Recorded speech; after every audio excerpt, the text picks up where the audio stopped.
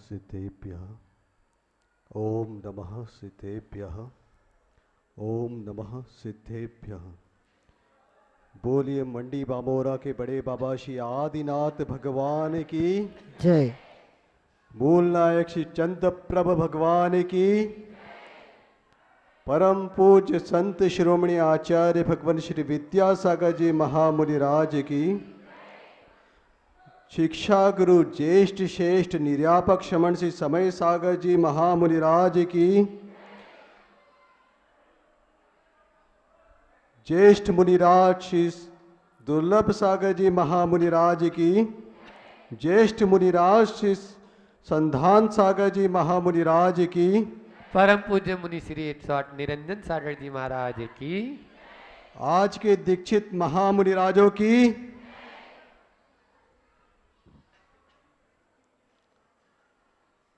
दीक्षा महोत्सव प्रसंग है आज और आप सभी लोग यहाँ इसी उत्सव को मनाने के लिए आए हैं।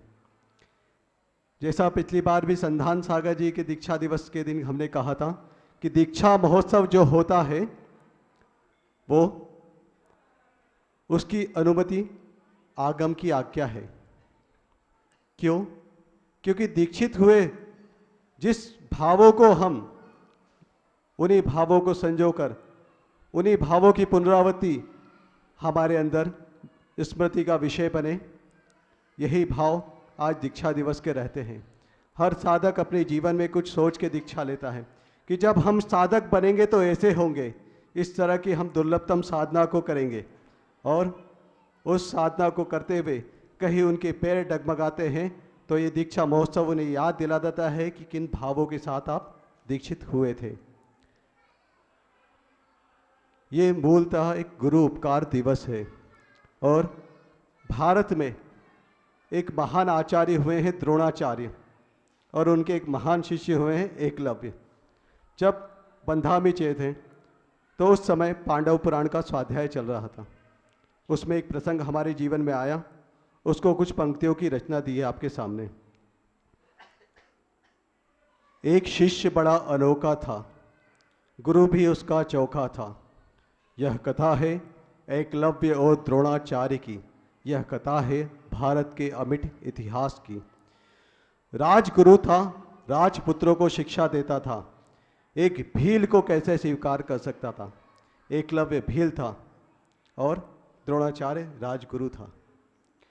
पर भील ने भी अटल इरादा ठाना था, उसने द्रोणाचार्य को ही हृदय से गुरु माना था। बना ली गुरु की प्रतिमा और वन में किया अभ्यास, अभ्यास भी ऐसा जिससे हिल गया वसुधा और आकाश। प्रतिमा को साक्षात गुरु मानकर लेता था आदेश, कहे मेरे गुरुजी भेदना है लक्ष्य का कौन सा प्रदेश। एकलव्य ने गुरु नहीं मान लिया था भगवान और स्वयं को शिष्य नहीं, उसने माना भक्त समान।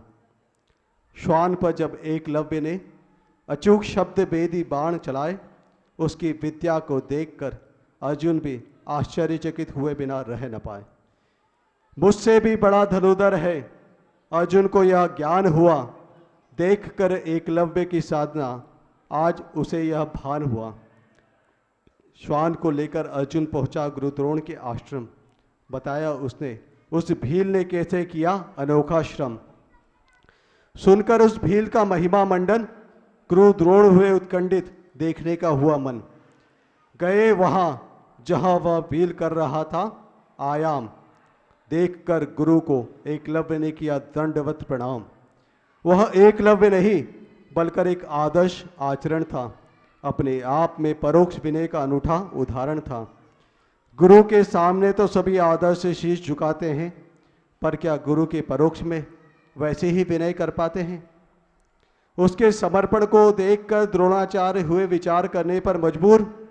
यह बात सामान्य नहीं, दुनिया इसे जाने आज ये है जरूर। इस भील को भी शिष्य बनाना है और अर्जुन को दिया हुआ वचन भी निभाना है। द्रोणाचार्य ने निकाला ऐसा कठोर समाधान जिसे सुन कांप गई धरती और पिघल गया आसमान। एकलव्य, कहा उन्होंने, एकलव्य गुरु मानते हो मुझे, गुरु दक्षिणा दो, मुझे अपने दाहिने हाथ का अंगूठा दो। एकलव्य केवल इतना जानता था, गुरु वचन प्रमाण होते हैं, उनके सामने प्राण भी जीर्ण तृण समान होते हैं।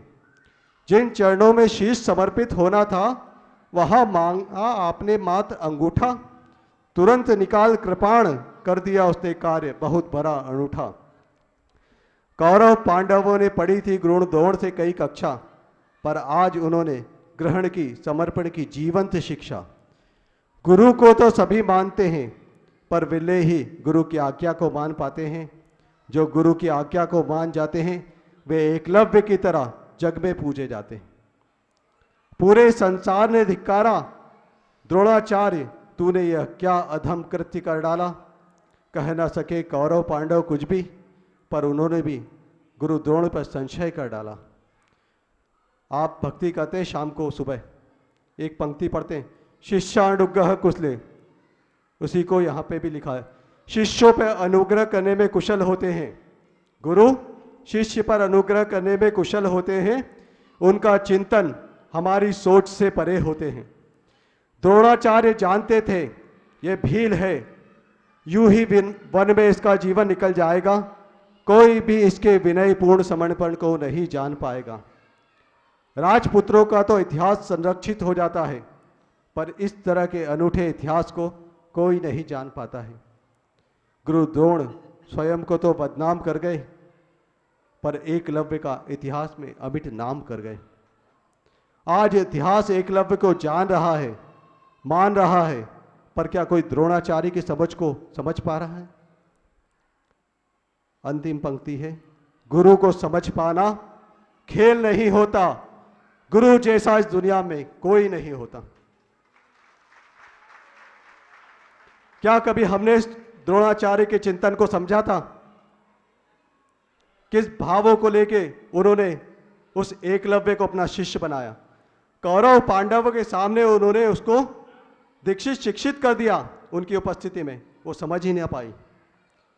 इतना समर्पण भाव था एकलव्य का, कहते थे मुख से कल से अभ्यास मत करना, पर उन्होंने नहीं, ऐसा नहीं कहा।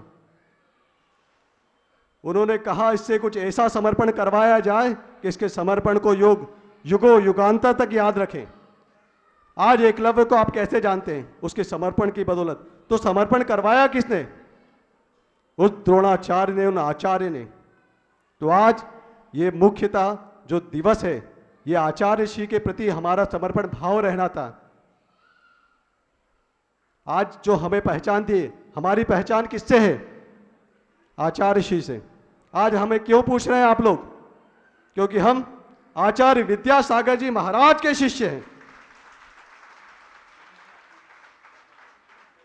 ये सामान्य बात नहीं है, क्योंकि वे एक ऐसे आचार्य हैं जिन्होंने आज ऐसा अमिट इतिहास लिख दिया जो युगों युगांतर तक सिर्फ आपके मुख में रहेगा, या आपके आने वाली पीढ़ी जो छोटे छोटे बच्चे हैं वो उस इतिहास को कहेंगे कि हाँ, हमने अपने जीवन में उन आचार्य को देखा है। जैसे शांति सागर जी महाराज चारित्र चक्रवर्ती, उनके विषय में जो लोग कहते हैं कि हाँ, उन्हें हमने प्रत्यक्ष देखा है कि ऐसे थे वे वीर सिंगरवती के पालक आचार्य शांति सागर जी, और ऐसे ही वीर धीर आचार्य गुरुवंशी विद्यासागर जी महामुनिराज। और जब उनकी शिष्य परंपरा निकलेगी तो यदवा तदवा नहीं निकलेगी। आज आप देखते हैं निर्यापक मुनिषि समय सागर जी महाराज, निर्यापक मुनिषि योग सागर जी महाराज, निर्यापक मुनिषि नियम सागर जी महाराज, और निर्यापक मुनिषि समय सुधा सागर जी महाराज, और उसके बाद उसी शिष्य परंपरा में निकले हुए कई मुनिराज। उसमें आज के दिवस 25 दीक्षाएं हुई, 25 युवा ब्रह्मचारी आप देखेंगे। उसमें इंदौर के भी नगर गौरव पूज्य मुनिषि समाधिस्थ धीर सागर जी महाराज, और उसी क्रम में वीर सागर जी को आदि लेके सहस्त्रादि तक आज जो 25 दीक्षाएं हुई थी, उन युवा दीक्षार्थियों को गुरुदेव ने दिगंबरत्व का ऐसा चोला पहनाया, उन्हें भी उन्होंने सिंह वृत्ति करना सिखा दिया। आज हमारी सबकी जो चर्या आप देख रहे हैं, इस चर्या में कौन योगदान है? तो परोक्ष में हमारे आचार्य महाराज का योगदान है। उन्हीं के संस्कार है कि उन संस्कारों को फलीभूत करते हुए हम इस मोक्ष मार्ग पे आरूढ़ हुए और अनवरत रूप से इस मोक्ष मार्ग का पालन करते जा रहे हैं। जो उनकी नियमावली है, आज जो गुरुदेव ने हमको करके दिखाई, जो चर्या के विषय में हम सुनते हैं कि हाँ गुरुदेव ने ऐसी विषम परिस्थितियों में हम कहीं पे निकले तो उन्होंने बताया कि आचार्य महाराज ये तो आज पक्के संत सदन है, गुरुदेव ने यहाँ मट्टी के मकानों में भी साधना की है। सोच के बड़ा तंग रहेगा कि ठंड शीतकालीन वाचना इसी जगह गुरुदेव ने मट्टी के मकानों में निकाली। जब पूज्य मनीषी समय सागर जी के साथ थे, उन्होंने भी कई ऐसे पुराने प्रसंग सुनाते थे। उस समय अंतरंग से एक ही आवाज़ निकलती थी कि हम भी इस जो दुर्लभतम साधना है उसको भी अपने जीवन में कभी ना कभी उतार पाएँ, जितना भी अंश में हम उतार पाएँ। ये आवश्यक नहीं कि हम अपने जीवन में कितना उतार पा रहे हैं, लेकिन ये आवश्यक कि हम उसकी ओर ध्यान तो दें, उसको अनुपालन करने में अपना उपयोग लगाएं, क्योंकि उपयोग महत्वपूर्ण है। आचार्य ने कहा लब्धि उपयोगो भावेंद्रियम। और आज क्योंकि हमारे बीच में बड़े महाराज पूज्य मनीषी दुर्लभ सागर जी भी उसी क्रम में दीक्षित हुए थे, तो आचार्य संबंधपद महाराज ने एक कारिका दी है, विषयाशा विषातीतो निरारंभो परिग्रह ज्ञान ध्यान तपोरक्त तपस्वी स प्रशस्यते। हे तपस्वी, तू प्रशंसा के योग्य है। हम उनकी क्यों प्रशंसा करें? क्यों पूज्य मनीषी संधान सागर जी ने दुर्लभ सागर जी की प्रशंसा की? क्योंकि विषयाशा वशातीतो, जो पंचेंद्रियों के विषयों की आशा से भी रहित हैं। और कहते हैं वे साधक निरारंभो परिग्रह, निरारंभ आरंभ से रहित और परिग्रह से रहित। परिग्रह मात्र जो बाह्य परिग्रह उसका नहीं, जो 14 प्रकार के अंतरंग परिग्रह। बाह्य परिग्रह तो कितने हैं? मात्र 10 प्रकार के हैं, लेकिन अंतरंग परिग्रह जो 14 प्रकार के हैं, उन परिग्रह को भी त्याग कर विषयाशा वशातीतो निरारंभो परिग्रह। और कहते हैं वे साधक तो ज्ञान ध्यान तपोरक्त के किसमें लीन है? वो मात्र ज्ञान में, ध्यान में और तप में लीन है। और ऐसे वे शास्त्र प्रशंसा के योग्य हैं। क्योंकि आज थोड़ा हमारा सर में दर्द ज़्यादा हो रहा है, सोचा था बहुत कुछ कहने के लिए, लेकिन उतना हम अभी नहीं कह पा रहे। कुछ पंक्तियाँ लिखी थी।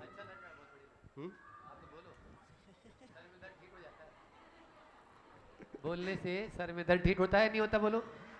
हाँ, इसलिए हो जाएगा। कुछ पंक्तियाँ लिखी थी।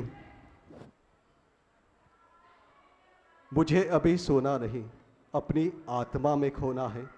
प्रतिपल संयम के नए नए बीज बोना है। अर्थात सोना प्रमाद का प्रतीक है। जो 14 गुणस्थान की आचार्य ने विवक्षा की है, इसमें प्रमत्त के कितने गुणस्थान है भाई जी? तो 6 गुणस्थान। पहले से जो 6ठा गुणस्थान तक है, पंथ जो प्रमत्त है वो अंत दीपक है। मतलब पहले से जो 6ठा गुणस्थान है वहाँ तक वो लोग जो साधक है उस साधना में स्थित वो प्रमत्त कहलाएंगे। और जो 7वें से जो 14वें गुणस्थान तक गुणस्थान है वे 8 गुणस्थान किसके कहलाएंगे? अप्रमत्त। तो सोना प्रमाद का प्रतीक है और आत्मा में खोना अप्रमत्त अवस्था का प्रतीक है। मुझे अभी सोना नहीं, यानी प्रमत्त से अब यात्रा कहाँ की ओर होगी? अप्रमत्त की ओर। मुझे अभी सोना नहीं, अपनी आत्मा में खोना है। और आत्मा में कैसे खोएंगे? तो प्रतिपल संयम के नए नए बीज बोना है। इनके माध्यम से हम अपनी आत्मा के उन गुणस्थानों को स्पर्शित करेंगे जो हमारे अंदर उन संस्कारों को वृद्धिंगत करेगा। एक और कविता, क्योंकि हम छुपे हुए कविते हैं, कभी कभी लिख लेते हैं। बहुत दिनों से महाराज जी सुख और दुख की चर्चा कर रहे हैं, एक और सुन लीजिए आप। सुख और दुख आखिरकार है क्या? प्रश्न खड़ा होता है सुख और दुख पे, आखिरकार है क्या? तो आचार्य कहते हैं इंद्रियों का माया जाल या मन का भ्रम जाल। क्या है सुख? इंद्रियों का माया जाल, जिसे हम सुख मानते हुए सुख नहीं सुखाभास है, और ये मात हमारे मन का भ्रम जाल है। सुख और दुख आखिरकार है क्या? इंद्रियों का माया जाल या फिर मन का भ्रम जाल, या इसके आगे भी है कुछ? हम प्रतिदिन जल चढ़ाते हैं, क्यों चढ़ाते हैं? जन्म जरा मृत्यु विनाशनाय। मतलब जन्म जरा और मृत्यु रूपी दुख को तो आज तक भोगते आए हैं, आज तक हम किसकी ढुलाई कर रहे हैं? तो उस जन्म जरा और मृत्यु रूपी दुख की आज तक हम ढुलाई कर रहे हैं, और ना जाने कब तक चलेगी यह ढुलाई। बहुत हुआ, अंतरंग से एक आवाज आई और यात्रा शुरू हुई निश्रेयस की। निश्रेयस अर्थात मोक्ष, क्योंकि सुख दो ही तरह के, एक परंपरा से निर्वाण जिसे हम स्वर्ग सुख कहते हैं, और एक साक्षात निर्वाण हम जिसे निश्रेयस अर्थात मोक्ष सुख कहते हैं। इसे अभ्युदय अर्थात स्वर्ग और निश्रेयस अर्थात मोक्ष सुख की आचार्यों ने चर्चा ग्रंथों के माध्यम से की है। वो एक कविता के माध्यम से आपके सामने रखी थी।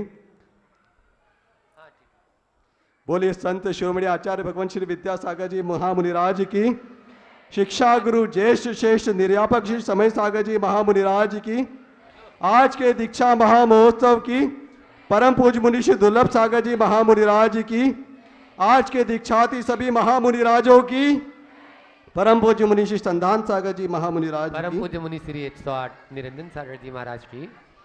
चले।